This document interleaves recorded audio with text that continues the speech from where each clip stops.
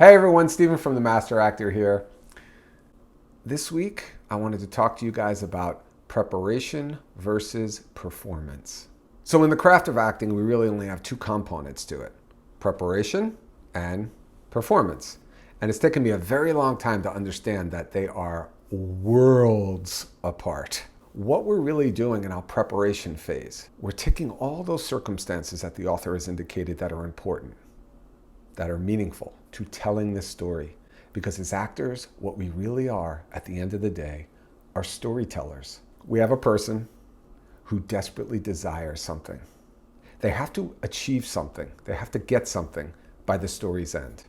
And as actors, in our preparation phase, we call that the super objective of the character. This is the overarching need that they have to get to, that's driving them. That's going to be our spine. That all the scenes that the author and most writers are very smart and they understand this and they're very good at constructing and crafting then scenes, one scene after another, a building block that are leading them to attaining that super objective. Each scene is going to have its own objective. We call those scene objectives, right? That if you add it up, that each of those are mini attempts that are guiding them to achieving their overarching need. From there, in each scene, what we start to understand and realize is that we have beat objectives, that there are ways, mini objectives, I call them the beat objectives, that your character is going to try and attain their scene objective. Most writers are extraordinarily smart and they understand this infrastructure of storytelling. And almost all the stories that you're going to play are going to follow this. So it's very important as an actor to not only start to understand and recognize that, but to start to learn how to work within that structure. So what do we want to see as moviegoers, as playgoers, as an audience? We want to see someone who has a strong, desperate need that they have to attain, and then they have to negotiate obstacles in order to get them. And what's enjoyable for us as audience members is to watch that character, once we have a clearly defined need that they have to attain, start to run into obstacles and start to negotiate it. That is the bedrock and nature of conflict, and conflict lies at the very baseline of all storytelling.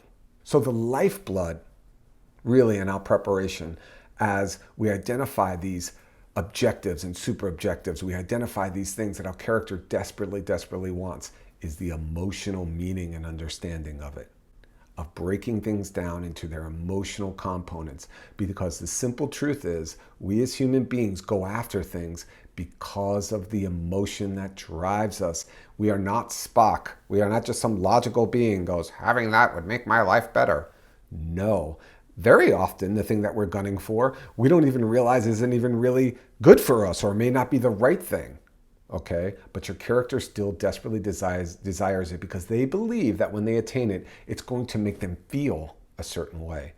And so in preparation phase, it's super important to start to unpack what are those fundamental driving emotions of our character. What are we really seeking and why?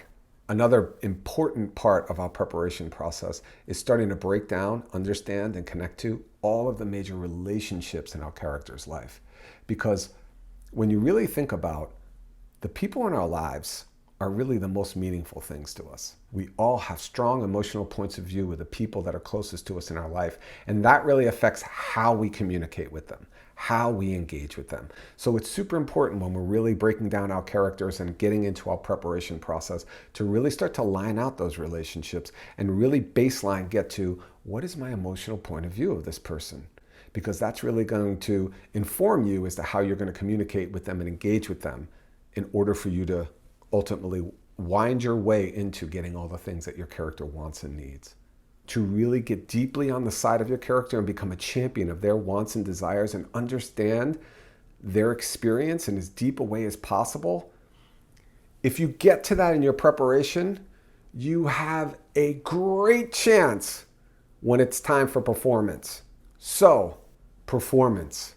Why is it a galaxy different than preparation? Because once we're on set, once we're on stage, all the work we've done, we can't carry that in our minds. It can't be intellectualized. It's not something that lives within my mind. So there's a bit of shamanism, a bit of mojo to performance, meaning you have to trust and know that all that preparatory work you've done is within you. So performance is completely different than preparation, because now, if I've done my work, if I've taken all that preparation, I have a step-by-step process, I've worked it, I've left no stone unturned, I've done my best to personalize all the things that I found within the given circumstances. When the moment comes for performance, I have to completely let go. I have to surrender to the moment. And if in my preparation, I had a tactic that I was going to use through a certain beat of a scene, but what my partner is giving me, it doesn't serve, I have to be able to pivot on a nanosecond and go with the moment. Well, why do all that preparation work if when performance time comes, I can't tacitly execute my preparation work? And it's taking me a long time. And listen, this is a lifetime journey. This is a lifetime journey of getting deeper and deeper and deeper into my preparation work, because what are the odds that I'm actually going to become another human being through my preparation work? Right? That's not ever going to happen. I love what Benicio del Toro once said when I heard him talking about acting. He's like, you strive for perfection, even though you know it's impossible to attain it. And that's the discipline and what I love about the craft of acting. No, I could never just simply become another person. But in my preparation, what I'm attempting to do is get as close and as deep as possible to this character, to personalize it, to use all the skills that I've learned, all the techniques that I've learned in those 10 fundamental principles, so that I work those so deeply that I get as close as I possibly can.